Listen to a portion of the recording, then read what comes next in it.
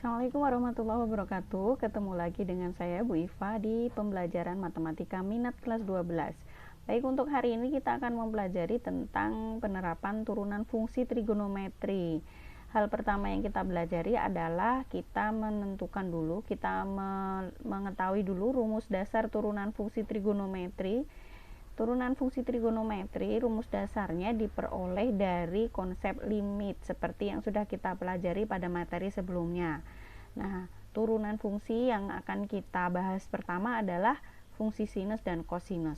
Baik, kita mulai dari yang pertama. Jika fx-nya itu sama dengan sin x, ini ya, fx sama dengan sin x, maka f aksen x atau turunan fungsi sin x sama dengan limit h mendekati 0 sin x plus h min sin x per h.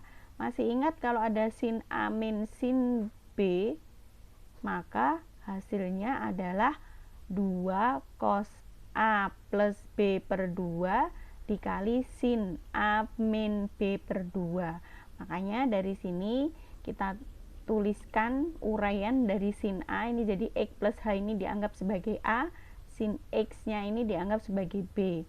Sehingga di sini ketemu 2 cos setengah x plus h plus x dikali sin setengah x plus h min x. Dari sini ada x plus x jadinya 2x. Kemudian kalau sini x min x, x-nya jadi hilang tinggal h.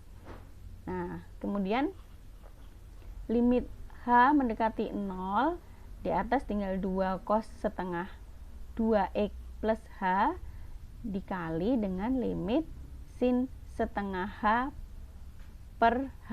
Nah, ini kan menurut konsep limit ini sama dengan setengah ya, setengah dibagi 1 hasilnya setengah. Kemudian dari sini ketemu 2 cos setengah 2x plus 0, ketemunya jadinya 2 cos x dikali setengah sama dengan cos x. Sehingga dapat disimpulkan bahwa jika y sama dengan sin x, maka y aksen sama dengan cos x. Oke, pertama gitu ya. Jadi turunan dari sin adalah cos. Turunan dari sin adalah cos. Berikutnya, jika fungsi x-nya adalah cos x, maka f aksen x sama dengan limit cos x plus h min cos x per h untuk h mendekati 0. Dari sini sama pakai prinsip cos A min cos B, hasilnya adalah min 2 sin setengah A plus B kali sin setengah A min B, seperti yang kita pelajari kelas 11 kemarin ya, dibagi dengan H. Dari sini terakhir kita peroleh bahwa turunan dari cos X sama dengan min sin X, begitu. Kemudian dapat simpulkan bahwa y sama dengan cos x, maka turunannya adalah y aksen sama dengan min sin x.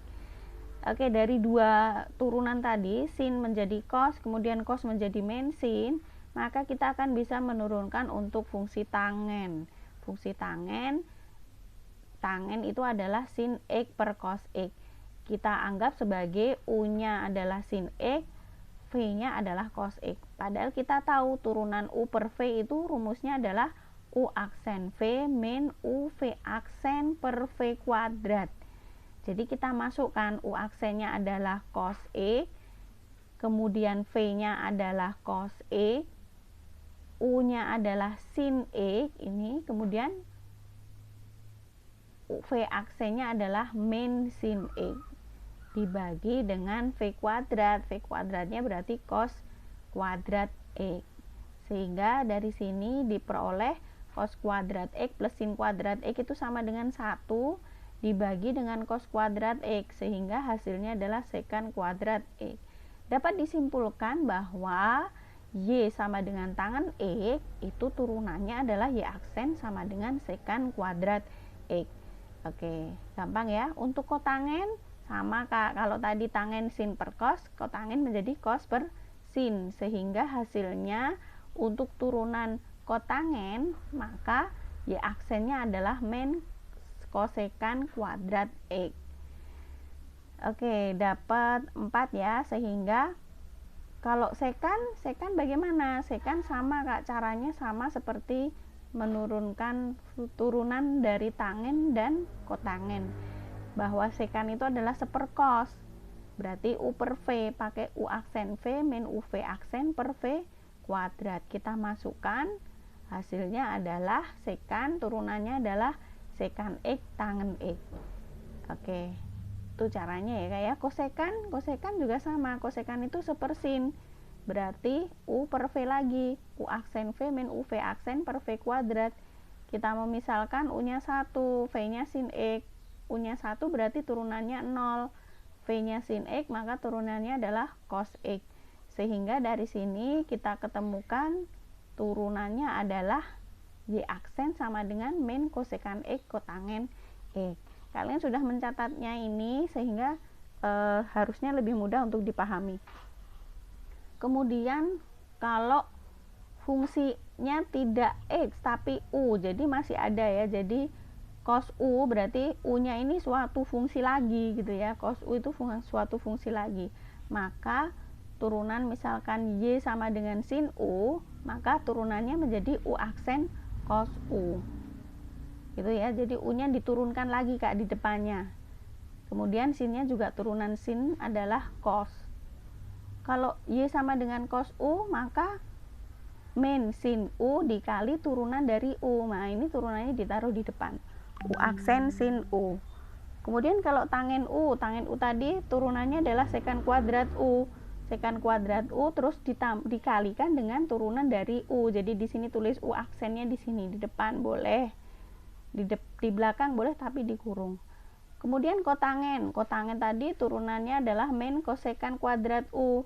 Jadi min kosekan kuadrat U dikali dengan U aksennya, turunan dari U nya. Sekan U juga sama, sekan U turunannya adalah sekan U tangen U, kemudian masih dikali dengan U aksen. Kosekan U juga sama, min kosekan U kotangen U dikali dengan U aksen. Oke, dari sini kita akan bisa dengan mudah menghafal. Kalau kita tuliskan begini ya, tulisannya turun, berarti sin cos min sin min cos sin cos. Jadi kalau turun namanya turunan. Oke, sehingga apa ini? Turunan sin adalah cos, turunan cos adalah min sin, turunan min sin adalah min cos, turunan min cos adalah sin, turunan sin adalah cos. Menghafalnya gampang ya. Sin cos min cos sin cos. Sekali lagi, sin cos min cos sin cos. Jadi kalau turun namanya turunan. Dari ini aja nanti kita bisa mencari untuk tangen, kotangen, sekan, kosekan. Gitu ya. Dengan catatan apa? Kalau tangen tadi adalah sin per cos. Kalau kosekan, kotangen berarti cos per sin. Kemudian kalau sekan berarti seper sin. Seper cos. Kalau kosekan berarti kosekan adalah seper sin. Oke. Itu kemudian berikutnya kita akan berlatih dengan contoh-contoh soal yang ada di bawah berikut ini.